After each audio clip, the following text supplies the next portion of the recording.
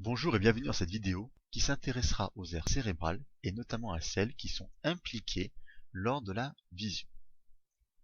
On définit une aire cérébrale comme étant une zone du cortex réalisée selon un découpage fonctionnel ou parfois anatomique.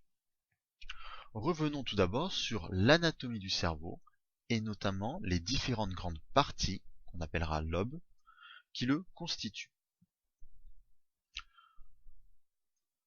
Le cerveau est localisé dans une boîte qu'on appelle la boîte crânienne. Elle lui sert de protection.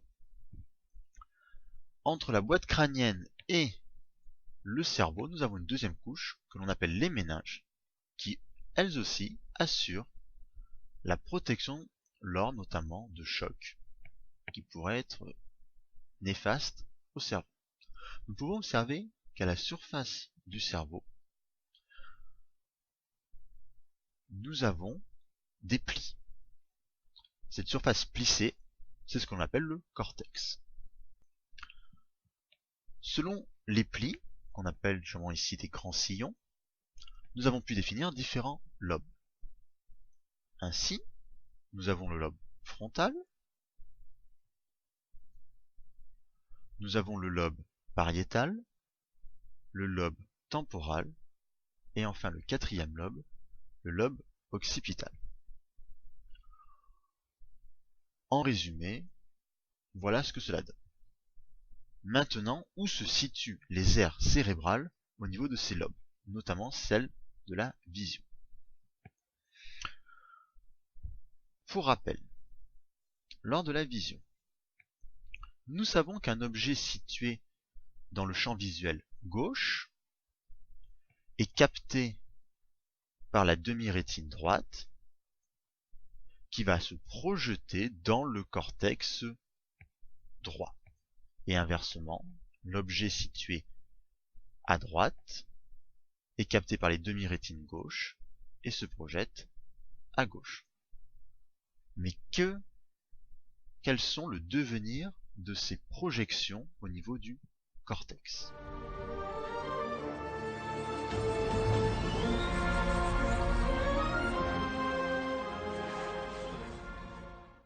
C'est parti pour un peu d'histoire des sciences. Avant de vous révéler où se situe l'aire cérébrale de la vision, revenons sur l'histoire de la découverte des aires cérébrales, et notamment d'une aire célèbre, l'aire de Broca. En 1961, M. Broca a un patient, M. Le Borgne, et ce patient a pour particularité qu'il ne peut prononcer que la syllabe tan et quelques autres jurons. Il s'agit d'une incapacité motrice à prononcer des mots. À sa mort, l'analyse post-mortem du cerveau de M. Le Borgne nous révéla qu'une grande partie de son lobe frontal dans l'hémisphère gauche, ici, est ramollie quand on compare à droite. Cette partie-là de l'hémisphère gauche est lésée. Eh bien, M. Broca en a déduit que cette aire cérébrale, qui devait servir à la faculté d'articuler les mots, se situait dans le lobe frontal gauche. Donc cette aire motrice, pour articuler des mots, est appelée l'aire de Broca. Aujourd'hui, on utilise d'autres méthodes pour découvrir les aires cérébrales. Cette autre méthode, c'est l'IRM, pour imagerie par résonance magnétique. C'est une technique d'imagerie permettant d'obtenir des vues en 2D ou 3D de l'intérieur du corps de façon non invasive avec une résolution en contraste relativement élevée. Il existe une version de cette IRM qu'on appelle l'IRM fonctionnelle. Qu'est-ce que c'est? Eh bien, c'est tout simplement une technique qui permet de voir les zones du cerveau quand le patient réalise une activité. Ici, quand le patient est en train de regarder une image. Nous pouvons constater que des zones du cerveau sont activées. Ici, sur l'hémisphère gauche, ici sur l'hémisphère droit, et là sur une vue de dos. Eh bien, ces zones activées se situent dans le lobe occipital. Eh bien, ces zones activées correspondent à ce qu'on appelle les aires visuelles. Je dis les aires visuelles, et vous allez comprendre pourquoi.